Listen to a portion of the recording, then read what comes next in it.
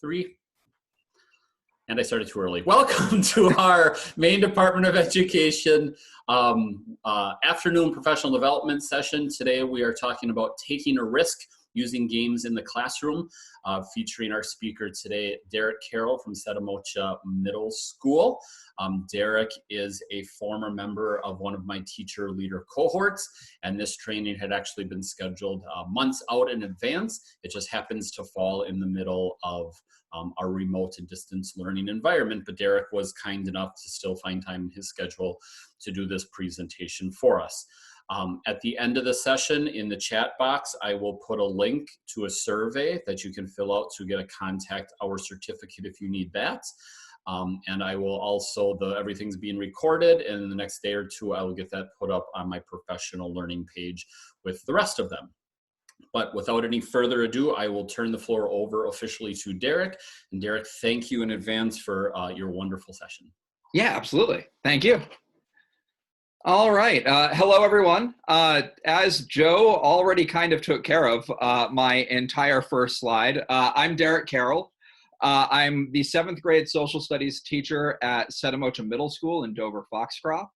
And I've been teaching there for 9 years. I was a member of the 2018 Community Teacher Leader Program, and most of what I do in the classroom is project-based or experiential learning. And because of this focus, I really enjoy using games in my classroom. So that's my teaching history. What Joe is not as familiar with, though, is my gaming history.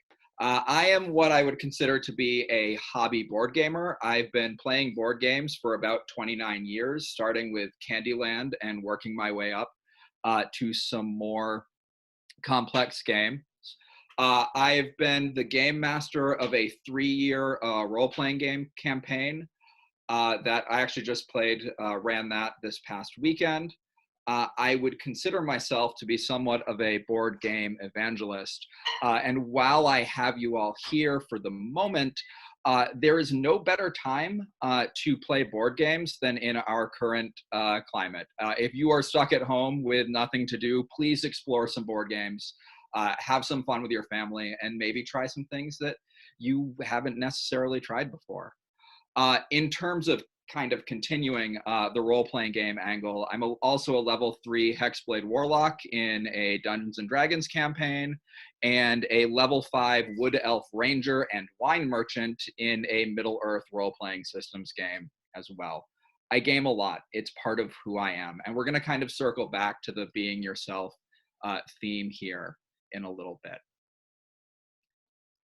So when using games in the classroom, I think it's really, really important to examine what your purpose is. When I'm using games in my classroom, it usually falls somewhere on this list of things. It's either to get some empathy education in using games. It's to explore some historic relevancy.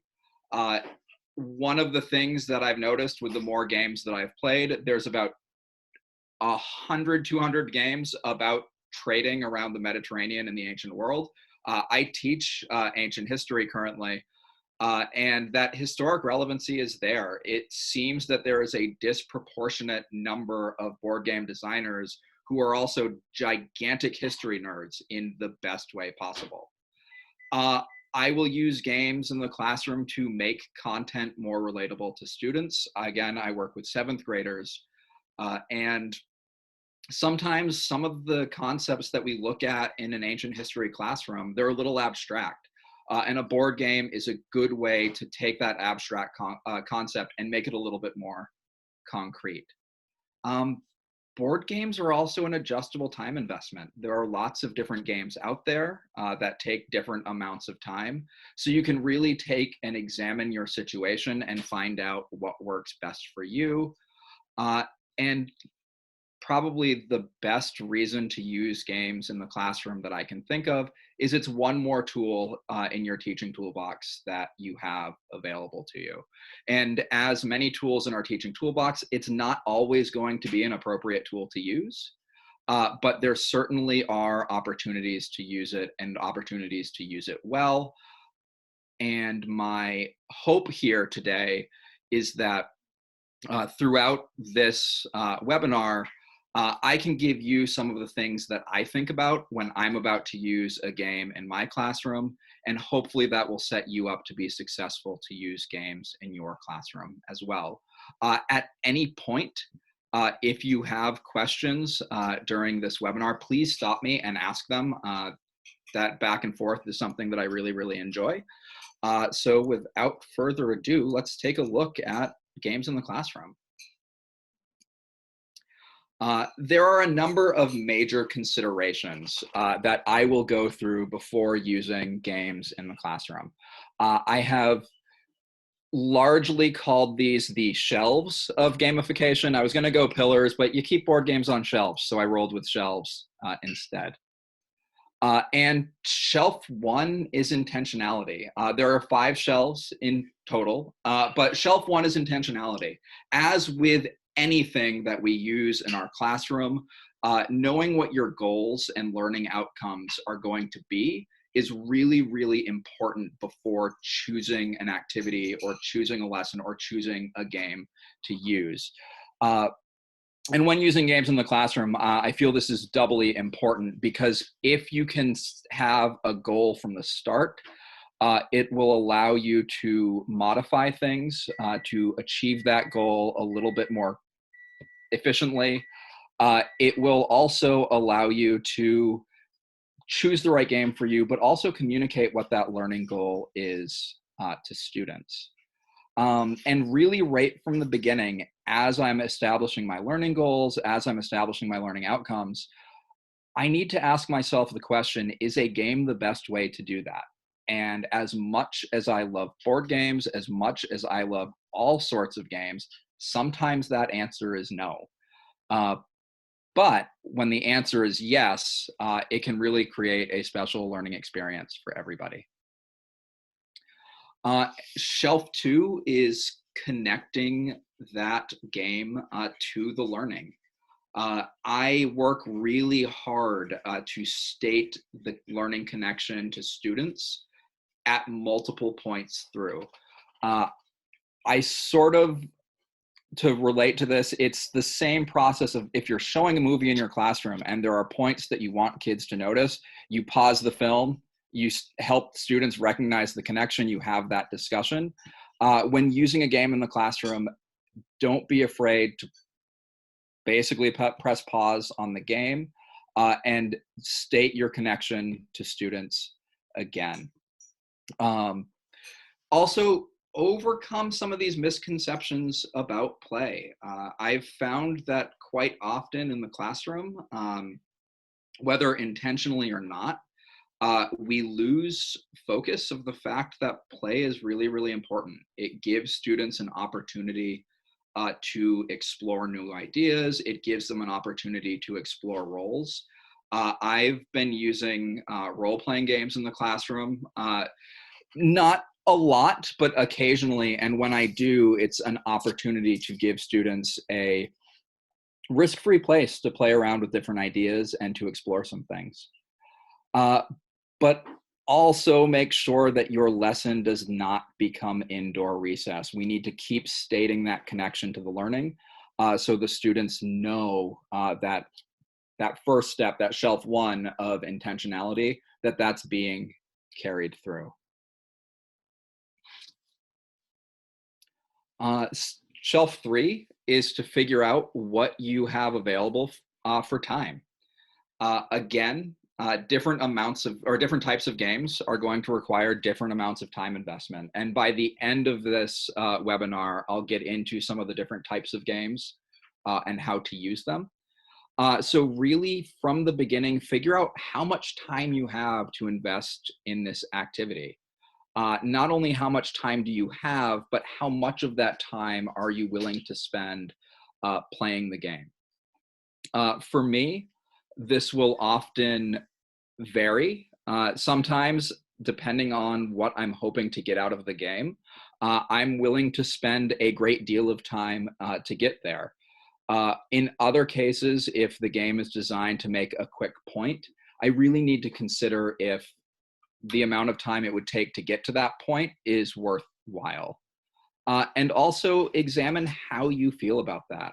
We work in a system of education where we never seem to have enough time to accomplish all the things that we would like to accomplish.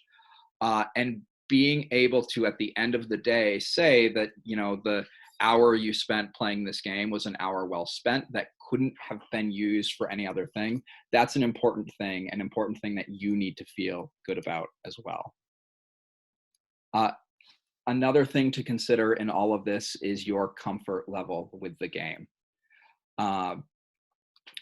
I would never bring a game into the classroom that I'm not comfortable with. And for me, that can mean a number of different things. My comfort in just knowing the rules of the game is a big one. But also my comfort in bringing in certain elements and concepts into a classroom. I will give you some resources later that looks further into this, but not all games are 100% appropriate for the students that you work with. And knowing that going in and knowing that you can be comfortable bringing the game into the classroom is really, really important. Also, can you teach the game? This isn't meant to probably sound as condescending as it does looking at this. We're all teachers. We can all teach a number of things. But teaching rules to playing games is a different kind of thing. And there are some really good ways to go about it. And as we get to the end of this, there are some tips and tricks I can give you to communicate what can sometimes be dry rule books for games in an engaging manner, in a way that sticks with students. But you should always take an opportunity and try to teach this game to someone that you care about or someone that you live with before bringing it to your students. I teach friends of mine how to play games all the time, and oftentimes I can get maybe 10 minutes into a rules explanation and just watch their eyes glaze over. I don't want to have that happen with students, because at that moment, you've already lost the effectiveness of the game as a teaching tool. It's also important to consider your students' comfort as well. In a lot of cases, there are times that we would consider the competitive elements of a game to be a non-issue. I have watched 7th graders get really, really in to a game to the point that they were experiencing some real distress. And it's important to note that the game should never take precedent over student comfort and student well-being. I've pulled the plug on games of Risk in a 7th grade classroom, at least for the day, to give everyone some time to breathe and kind of come back from what was a stressful situation. It also provides a great opportunity to build community in the classroom as well, if you can talk through that problem together. And then shelf 5 is to just be yourself. A lot of times, like, we use games in the classroom to make it a fun experience. And if you're not having fun, your students will know. So be willing to have fun with it. Be willing to experiment with games in new and exciting ways. As you get to know games better, you can begin changing some rules to them to help make your point. That's where the real fun comes in for me in using games in the classroom. And also let kids know that this time in the classroom is productive play. Yes, we're playing, but we are also learning along the way. And we're probably going to end up learning some things that weren't necessarily part of our learning goals or outcomes, but that's valid learning as well. Before I move on, does anyone have questions about these 5 shelves of gaming?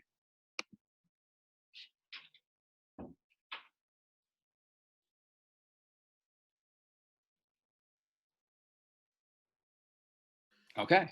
And in case you missed in the chat box, I did put in that you do have the ability to unmute yourself at this point. Charles has a comment in the chat box. Students love to engage in music games. He's an elementary music teacher because they have fun and don't always know they're learning a new skill. It also provides a safe place to explore the new skill they're learning, and they don't have to be perfect. So thank you for that, Charles. Yeah, thank you very much. All right. I should say going forward, a lot of where I'm headed with this is games in the social studies classroom. However, if you teach another subject or you teach multiple subjects, games are incredibly valid learning tools. And if you have questions, there are a lot of games that are in my personal collection that I've actually flagged as, oh, this would be a great science teaching tool, or this would be great at teaching current events right now. We'll circle back to that game in a little bit. Moving forward. In this next part, I would like to talk about different types of games and how I would use them in the classroom. I break them down into a couple of different categories. There are some games that you might think of that are sitting on the line to some of these categories, and that's fine. I think depending on how you decide to use that game in question is definitely going to push it one way or the other. So there are different games for different purposes within the classroom. I've kind of classified these as openers.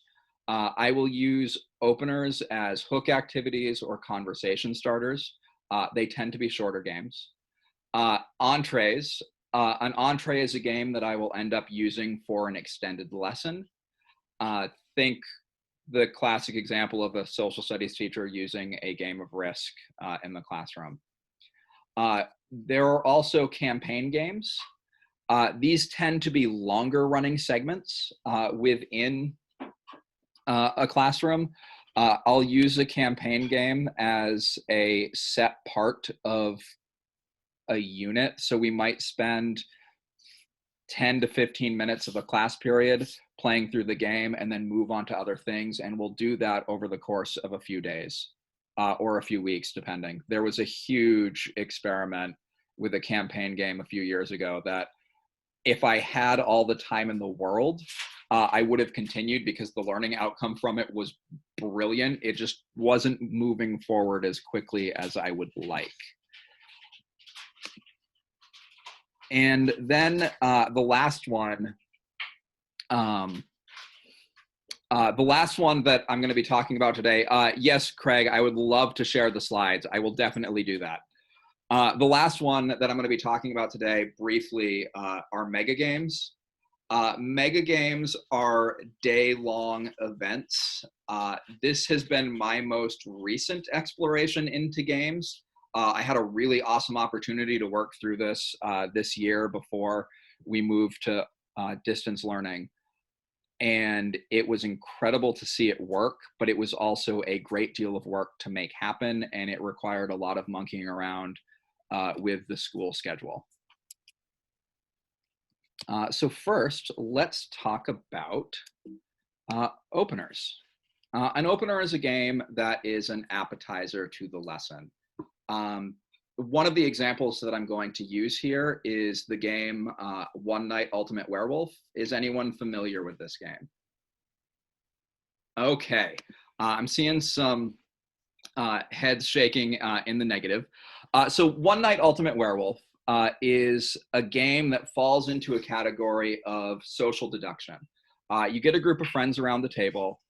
You each are given a role within a village. Some of you are werewolves, others of you are villagers, and the game takes place over very, very quick rounds. And one round is essentially one game, and then you move on to the next round, and it's an entirely different game. You can probably play through a game of One Night Ultimate Werewolf in about 10 to 15 minutes, and that's including a rules explanation thrown in there as well. The basic goal is the werewolves want to get through the game without being guessed by their other players, and the villagers want to guess who the werewolves are and vote them out of the community. We've played that. We call it Mafia. Yes. So Mafia is the kind of the folk game version of this, where you don't need anything to play it. You can just kind of, you know the rules and you can go. One Night Ultimate Werewolf is a version of it that you can buy that has some other ideas and concepts layered in, but Mafia works really well too. In a classroom, I'll use One Night Ultimate Werewolf to get students to think about what it's like to be singled out and scapegoated, because it's a really, really good game to have students experience being blamed for things that they had no part in. In a social studies classroom, this is a very good way to open up a conversation about any point in history where a group of people were scapegoated specifically because they were part of a group that was different. In this way, it's a really good piece of empathy education and can be used in a lot of different ways. Recently, I gave a similar presentation to this at a staff day at my school and got our administration talking about how One Night Ultimate Werewolf would be a really, really good way to teach empathy in lower grades, particularly around issues of group bullying, which I hadn't considered using it in that way before, but certainly works.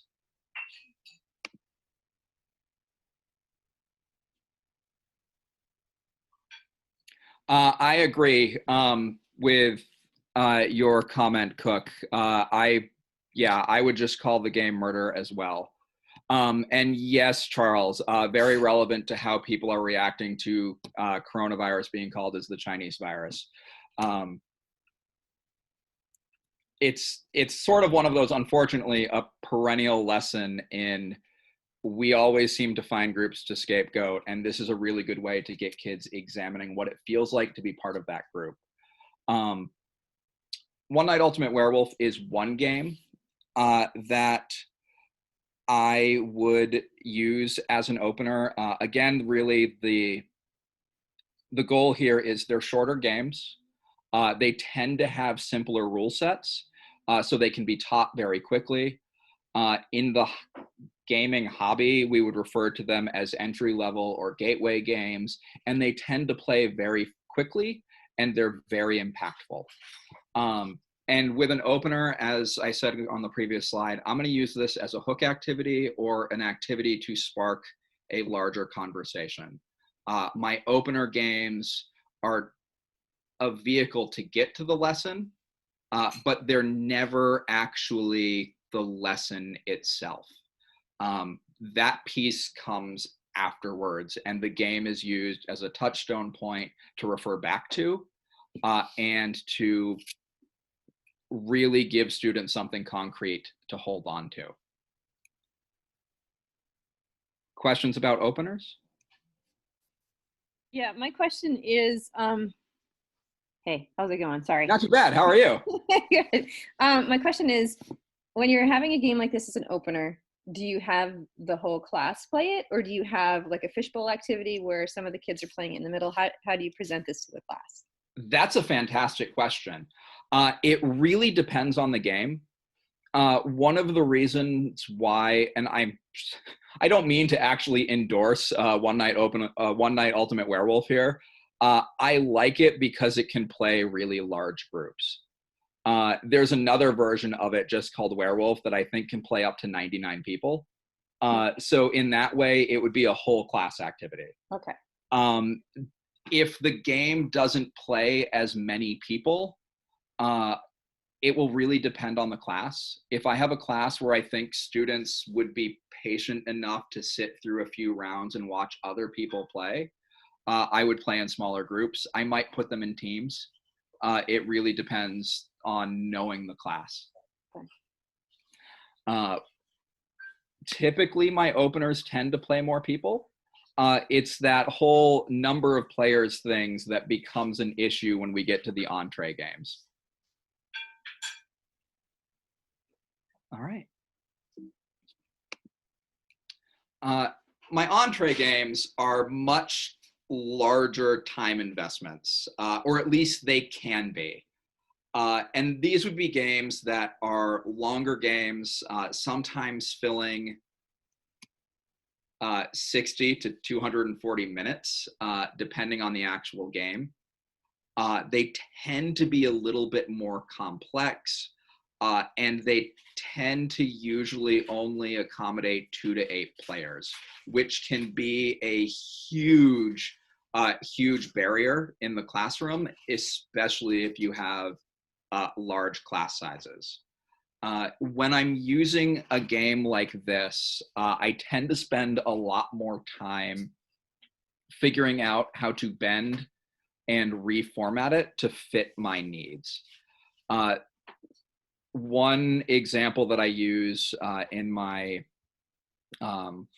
my empire building unit when talking about ancient history is we will play Risk, and I will put kids into large teams where they don't just have to play the game of Risk, but they also have to find a way to manage themselves using a government system, to kind of layer in a couple of ideas on top of each other. It's one of those things that I'm willing to put in the time because the learning from it is usually really, really good, and it is usually a really good way of explaining the concept of an empire, but it does take quite a bit of time. I've gotten really, really good at Risk. I usually play one of the teams, and if you can beat me, you end up getting a special reward for doing it. And I put that little bit in there as well because it encourages kids to form alliances with their neighbors. And then I use that as part of a lesson going forward as well. Really though, depending on what you're teaching at the time and what your content is, there's a lot of great games out there that fit into this category. I have a game that I've really, really enjoyed playing just personally, like not inside the classroom, called Alchemists. And while it has sort of a fantasy theme to it, the entire concept of that game is playing through the scientific method. And I would love a science teacher to try to use that in their classroom sometime. I have been leaning really hard on one of my coworkers for a couple of years now to use that game in his classroom, and he hasn't yet. So if there are any science teachers in the webinar, Alchemists, really great game. The rules explanation on it would take a while because of a lot of the deductive reasoning, but if that's your focus for your lesson, it would be a great way to accomplish that. With an entree, I will say that the shelf of gamification that focuses in on communicating your learning outcomes to the students, it's a lot more important here. It's a lot more important to do it here because you might be spending a full class period. You might be spending a couple of class periods on this. So really making sure that you're accomplishing your goal and you're working towards something and it continues to be meaningful learning is important. Oh yeah, Little Alchemy. I completely forgot about that. That one is great. All right. One other thing with entrees. This is typically where I've found that students' competitive natures can begin to cause some distress. I would very much encourage people to take a very careful look at how students are reacting. I haven't had a ton of problems, but the ones that I have were largely because I forgot to check in with people as we were going on. So just be aware of that. Does anyone have any questions about entree games? Yes, of course I have a question. So you said you have some kids playing the game, and then you have some kids that are doing the figuring out how to organize themselves or govern themselves. Are there other kids who are just able to watch the game and see what's happening? Like, what's the size of your class when this is happening? So, I didn't do this as a lesson this year because my class size was too large. This year I had about 25 to 26 kids per class. And it just got to the point where this would have been unwieldy. I would do this with up to 18 students, and that number is based largely on how many people I can fit around the tables that I push together in my classroom, because some students won't want to necessarily take an active role in playing the game, but they are very, very keen to watch it happen. And that observation piece is really important as well. And they're still experiencing it. They're just engaging in it in a way that they want to.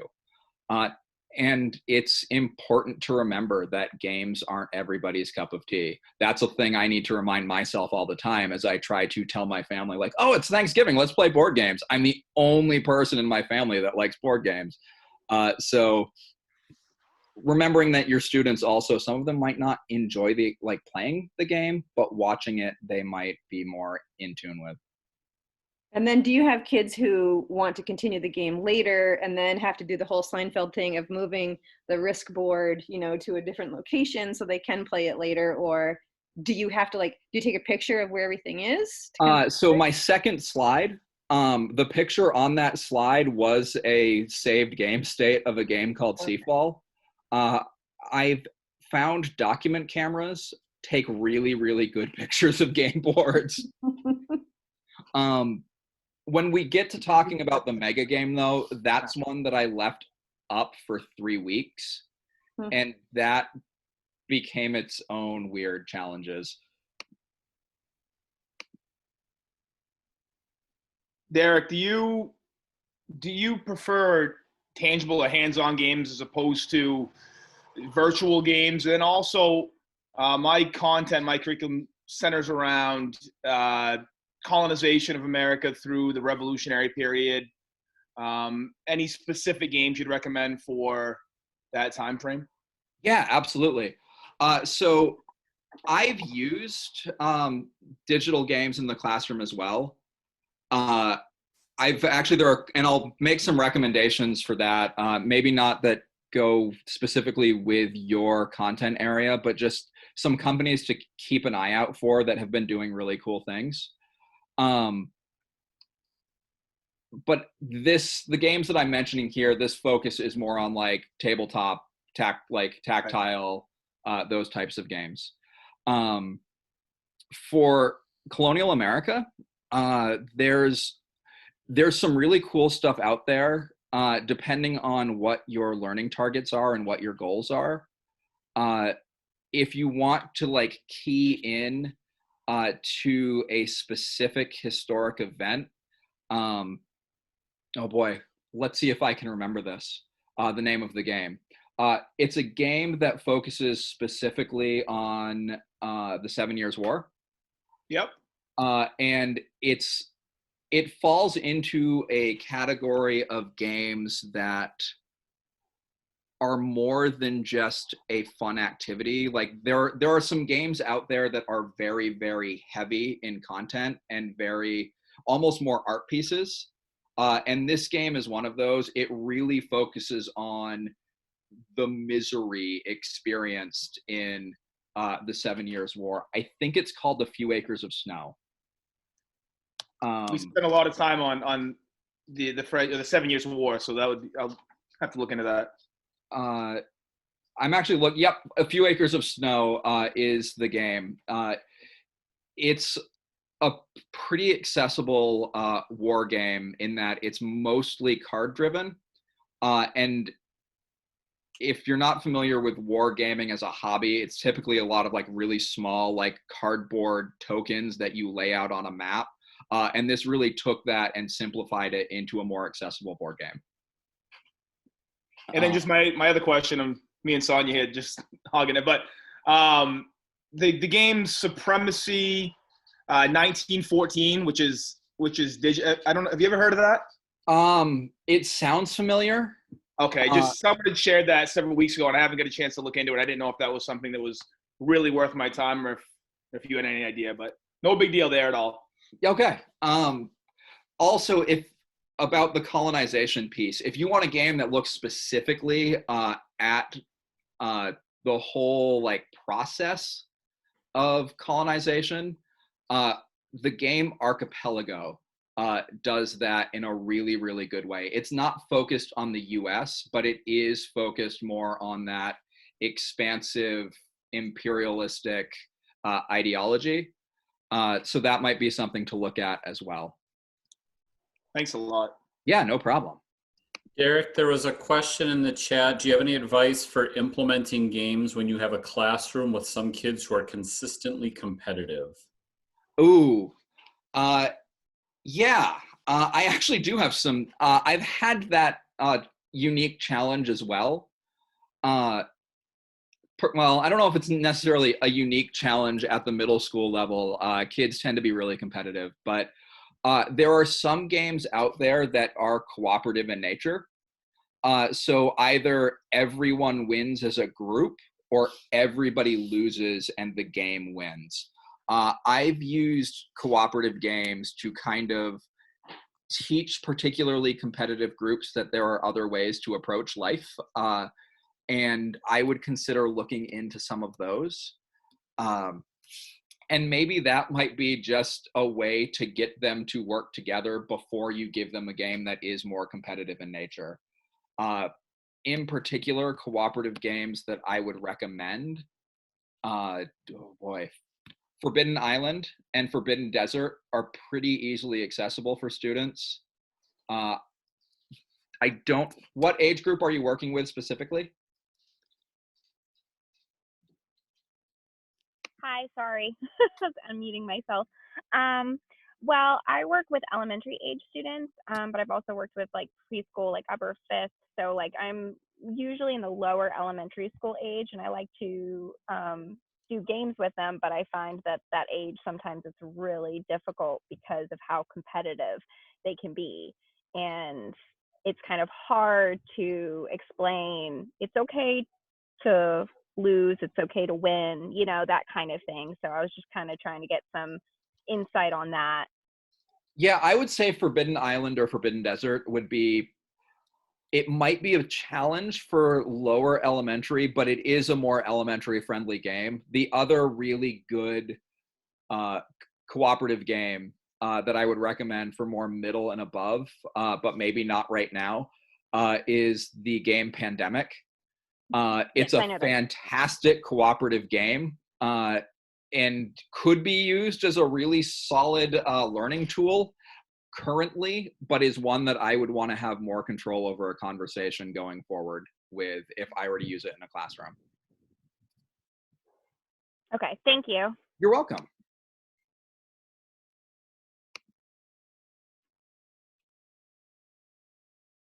Any other questions about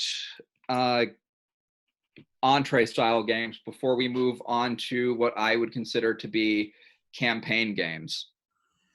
Craig, I think this was in reference to, I don't know if you noticed, people were putting in some suggestions for some middle school different games, and there are some comments in there about some feedback about the Discovery game, and then also the Pandemic game right now. So in case people don't have their eyes on the chat room. Oh, awesome. Yeah. Pandemic is really fun. It's really challenging. But yeah, I agree. It might be a little touchy. And I don't think I'm familiar with the Discovery game.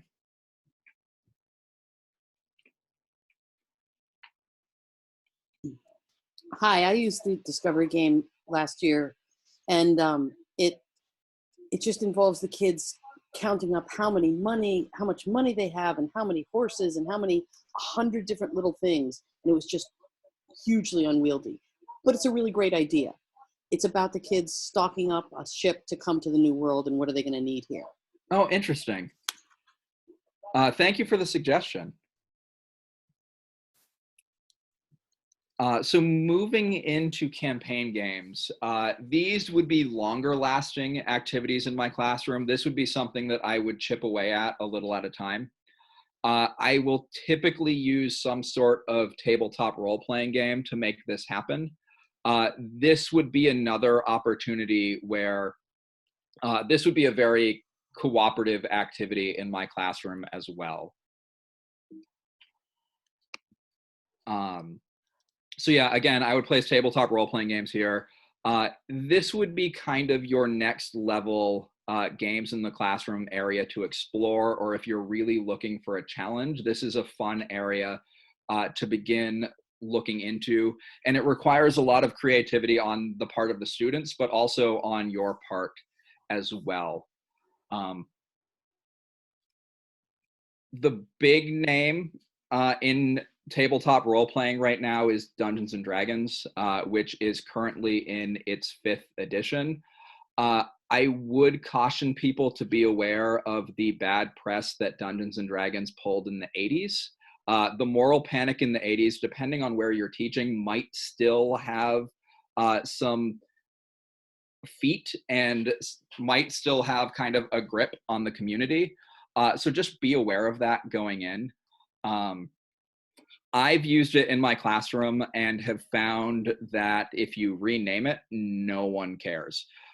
No one, like the concept of using it as a learning activity is great. Just don't call it Dungeons and Dragons, call it something else. It's been for me and in my classroom, an absolute treasure trove of academic engagement.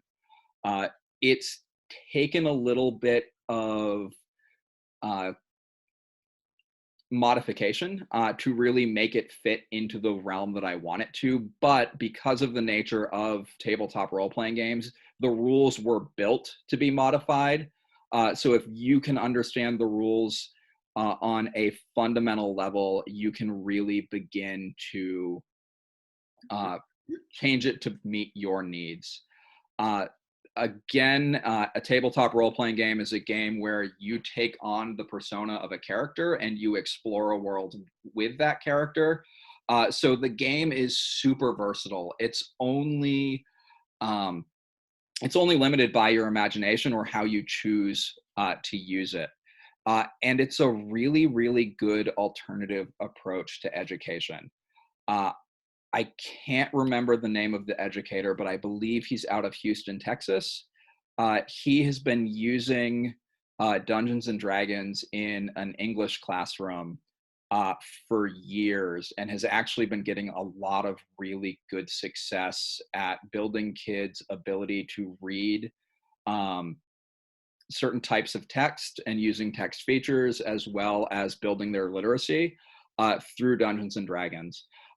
Part of that is because a Dungeons and Dragons rulebook is set up in a way that encourages students to use the table of contents, to use the index, to find information on the fly in a book, while doing this in a way that's very, very engaging and very, very fun. And really, Dungeons and Dragons or any tabletop role-playing game gives you infinite potential for creativity. I've used it in the past in my unit on the Stone Age. So I took the rule set of Dungeons and Dragons and I removed all of the fantasy elements of it, and students they each took on a persona of a member of a community, and then they had to transition from Stone Age into early settled human settlements and building of civilization. And we did this after we kind of talked about what that transition looks like in the historic record, what sort of things goes into creating a civilization, what are the characteristics of civilization, and they had to go through and build a civilization from the ground up. This was something that we did for about 20 minutes every Friday for the course of the social studies year. And it really helped drive home some of the pieces and concepts that we were talking about in a way that really, really clicked for students. Ultimately, as we got towards the back half of the school year and started running into a lot of just the scheduling conflicts that happened there, it kind of fell apart because we ran out of time for it. But it was the one thing that students kept asking, like, why aren't we doing that anymore? When can we go back to doing this? And is a really good opportunity if you can set the bounds to how much time you want to put into it. If you're thinking about getting into this, I would recommend using Dungeons and Dragons 5th edition. It's very, very, very approachable. The rules are very, very pared down and pretty easy to understand and get your feet wet with. And also there's a lot of there's a resurgence of popularity with Dungeons and Dragons, mostly due to online shows as well as Stranger Things. So likely your students are already on board with it, or at least are somewhat aware that it's out there. If Dungeons and Dragons is not something that you want to bring into your classroom, there are some other role-playing games out there as well. There's a system called Fate, which is an entirely settingless system. You build the setting with students as you go. So that can become whatever you want it to be. I've run a Fate campaign looking at the politics of ancient Rome in my classroom, where students took on senators and generals and emperors and played through this really, really backstabby court intrigue in ancient Rome game. There are one-page RPGs that you can find on Reddit. They are all of the rules written on one page. They play really simply. Call of Cthulhu is a 1920s themed kind of cosmic horror game where you can cut out all of the cosmic horror elements, and now you have a really great 1920s life simulation. Or you can create your own role-playing game from scratch. It's really just a system of mathematics. So if you can figure out what you need, you can build it from the ground up. I have a question. Yes. I have 3 kids that are very much into this. One is a computer programmer for the company Way Forward. And I downloaded, when they were here, a Gold Rush role-playing game. Now, I'm extremely naive about the whole thing. They're video game people. They do it, I don't. But I thought it would be really fun to do in the classroom. But it seemed like there's so much to do before you can actually play the game. You have to get your character, and again, I'm very naive, so there's a lot that you have to do before you actually get to the exciting part. Yes, that is a particular barrier with role-playing games. Some systems are better than others for kind of that entry level. And in cases where I know a group of students would lose interest before we got to the game itself, I would probably create characters ahead of time and then hand them pre-prepared character sheets. Depending on the system that you use, that could be a significant time investment.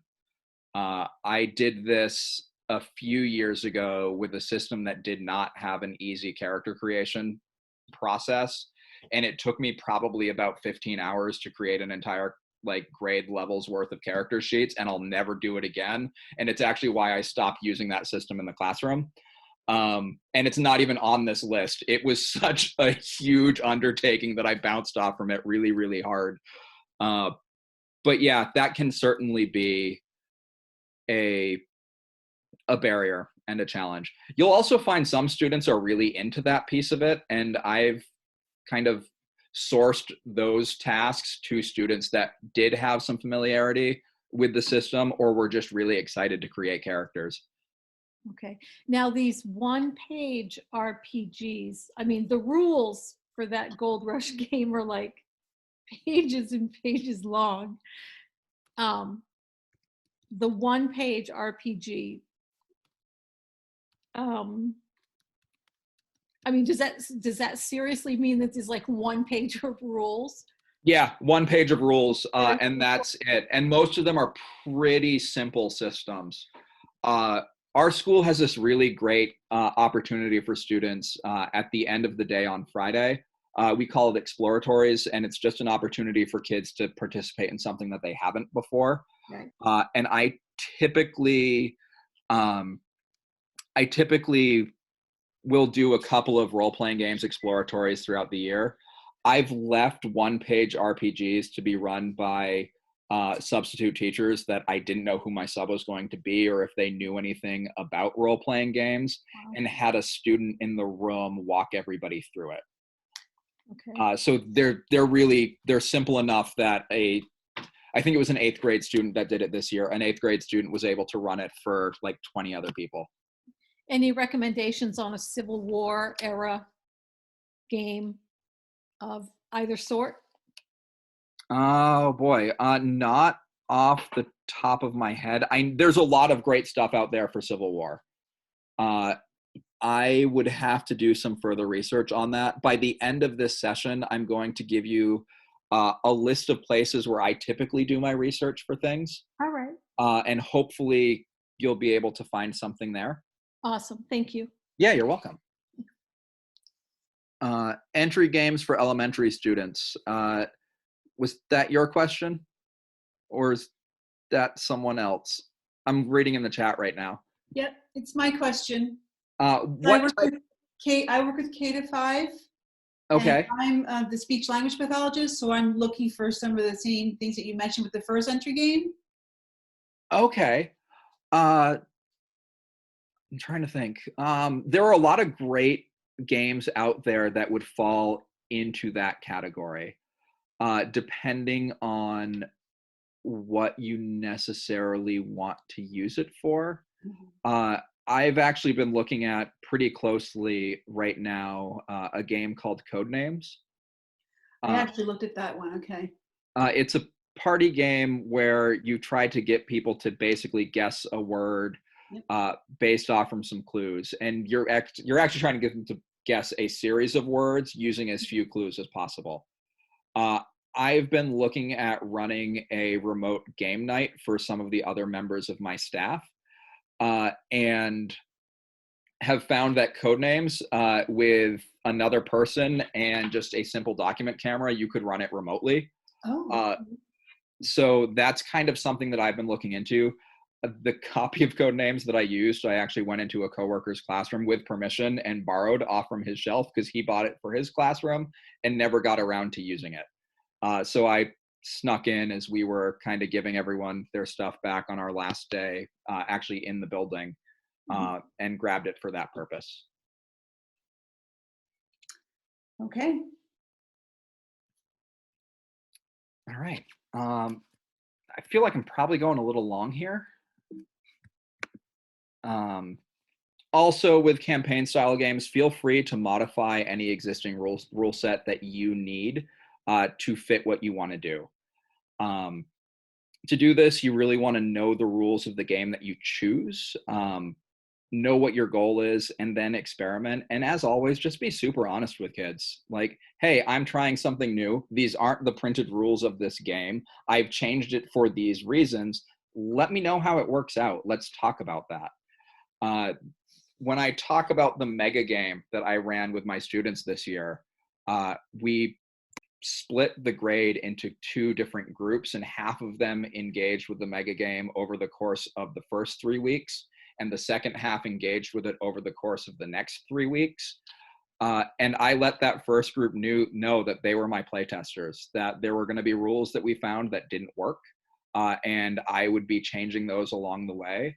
And I thanked them for their help in that. And they were really, really eager to be a part of that process. Okay, the mega game. I don't think I actually have a slide after this because I was going back and forth on whether or not I was actually going to talk about this. But mega games are typically day-long events or weekend-long events that you might find in a convention setting. Think a more goal-oriented version of Model UN. And that's what a mega game is like. People are given roles, they're usually put on teams, and it's somewhere between a role-playing game and a board game with elements of video games thrown in all at the same time.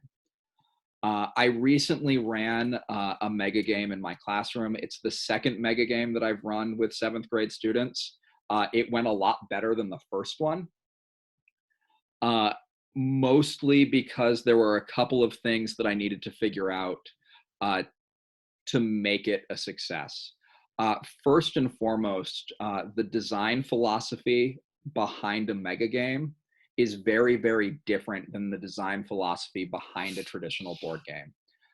Traditional board games are set up in a way where each player takes their turn individually, and you go around the table, and there are rounds of the game, and there are certain things that you do on your turn, and there are certain things that you don't do when it's not your turn.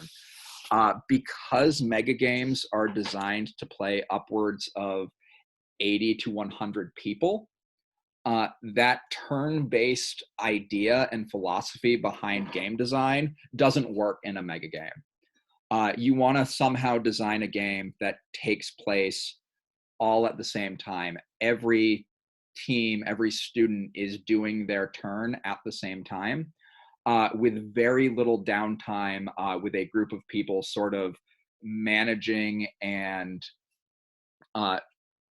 making the decisions that the teams make happen on a map or a game board, or somehow helping to run the game.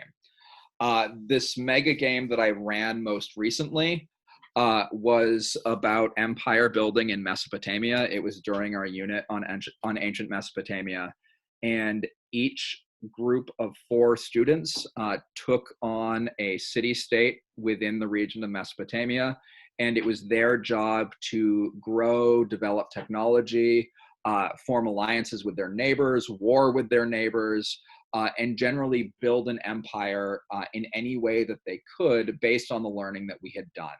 The only reason why I was able to make this happen is because 7th grade at the same time was also very lucky to get a grant to take the 7th grade skiing for 6 straight Fridays, which was an awesome opportunity, but we could only take half the grade to the ski mountain at a time, and we needed to find something else to do with the rest of the kids that were left behind. And I took my shot and put the mega game together. So for every Friday for 3 straight weeks, we played from beginning of the school day to end of the school day this mega game where kids, it was like a version of Risk that had far more rules and far more options for kids to do.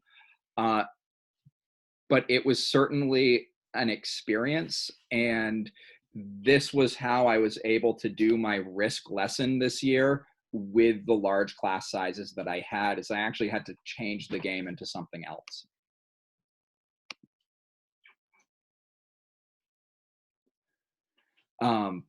If you're interested in mega games and you're interested in running this in your classroom, there is a group in, I think it's in Great Britain, called the Mega Game Society. That's where a lot of this is going. They have existing rule sets that you can buy there. They also have free rules that you can take a look at, which is what I did. And then I built my game kind of after looking at what different types of mega game rule sets look like. This was also a really good opportunity to get students involved in the building process. We had a map of ancient Mesopotamia that was, I think it was about 6 feet by 6 feet. And kids helped build that by taking a section of the map and basically turning it into a geography lesson, and they had to work with scale up what they were looking at, and worked as a group. So the creation of the game kind of became part of the lesson as well. I don't know if this is a hugely helpful piece of this webinar, so if people would like to hear more about this, I would be happy to talk more, or I would be more than happy to move on. I don't know anything about the World Peace game.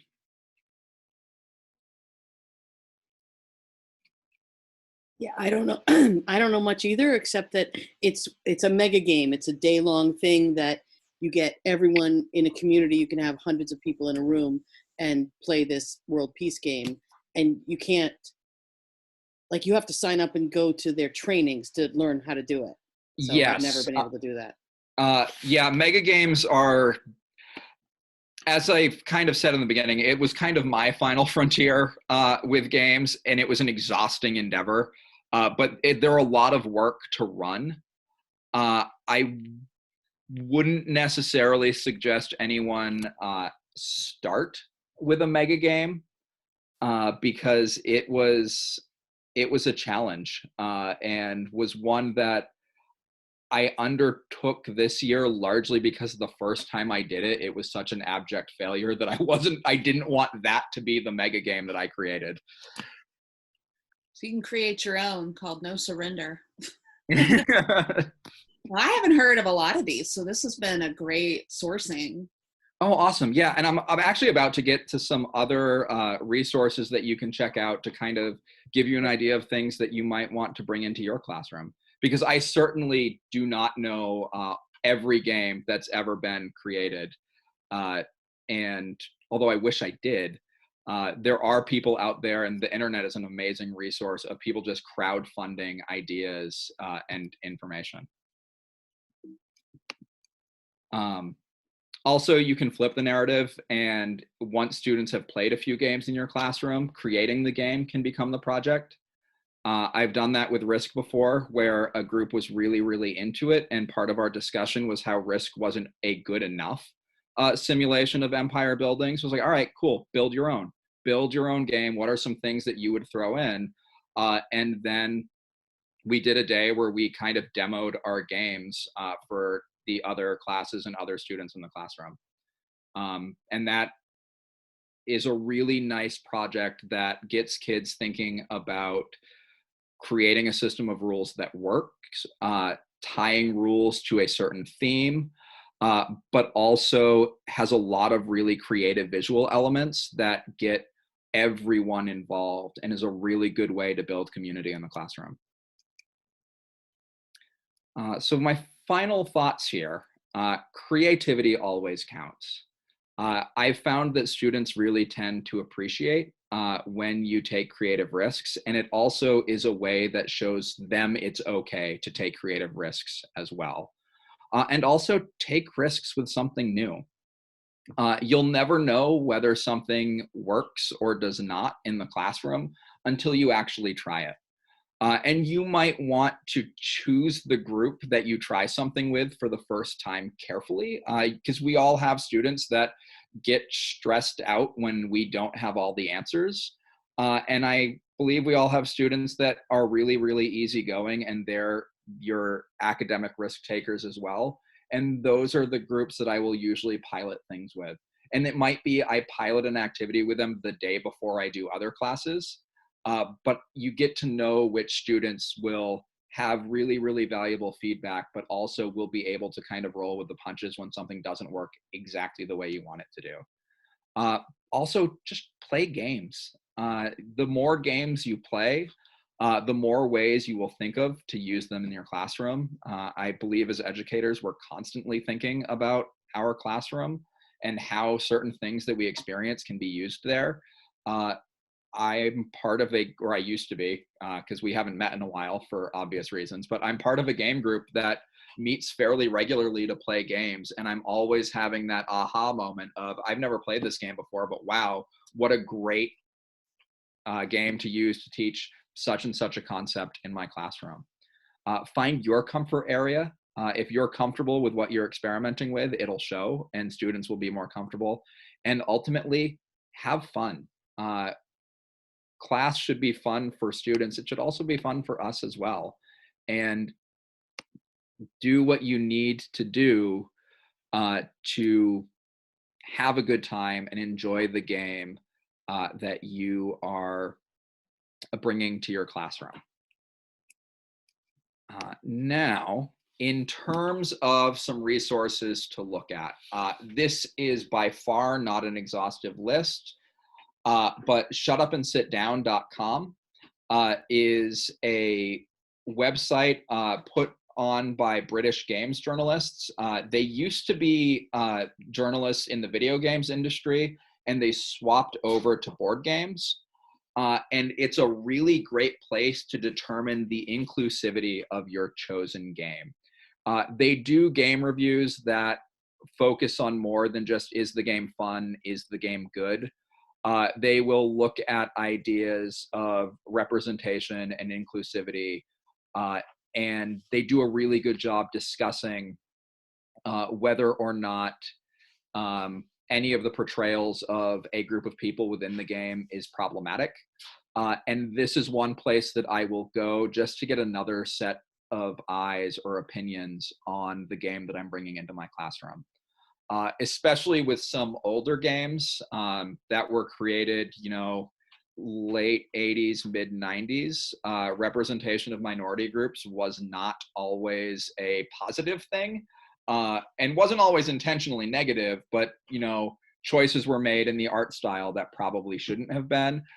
This website does a really, really good job of highlighting that. BoardGameGeek.com is a community-based webpage that is a bunch of forums about board games. More specifically here, they have what are called geek lists, which are just lists of certain types of games. And there are educators within that community that have put together their geek lists of games that they would use in their classroom and what they might use them for. I go to BoardGameGeek.com a lot.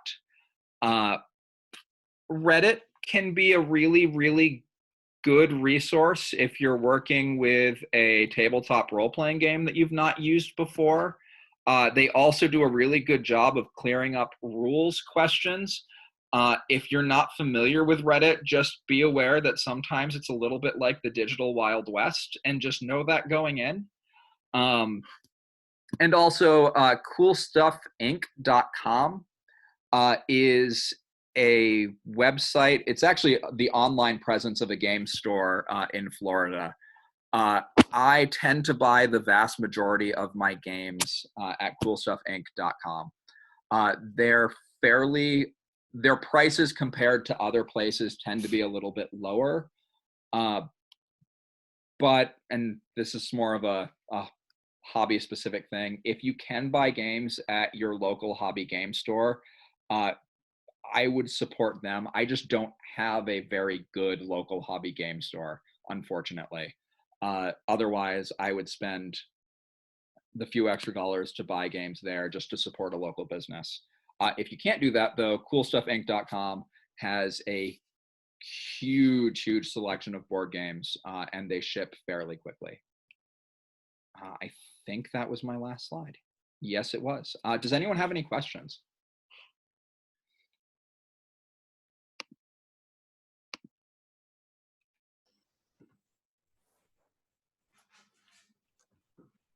Anybody have any questions for Derek? I know there was a lot of people chiming in during the presentation, getting them answered. Long stuff.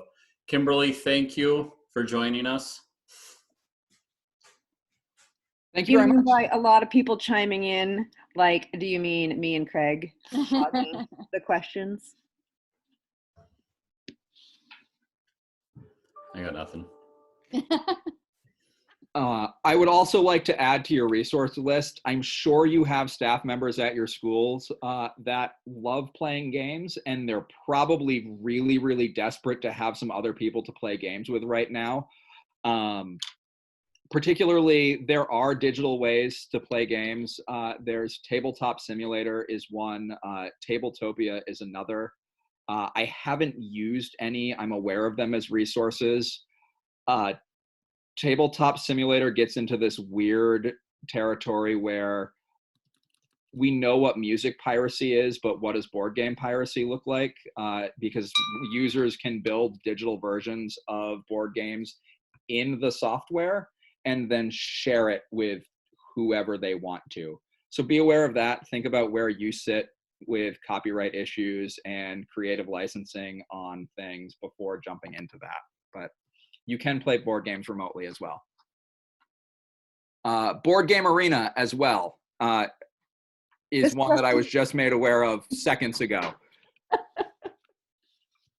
Newsflash. Yeah. Integrator's got to integrate. I'm living with a tech integrator, so she could not help herself.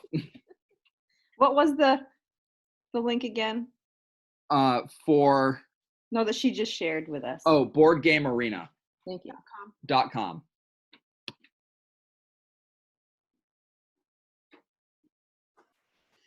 Any other questions for Derek? Questions for the group? Thoughts for the group? Just for Derek, as we come to a close, I'm from out in Dexter, and we want Adam back, please. He's ours, sorry. This could become a pretty serious Empire game.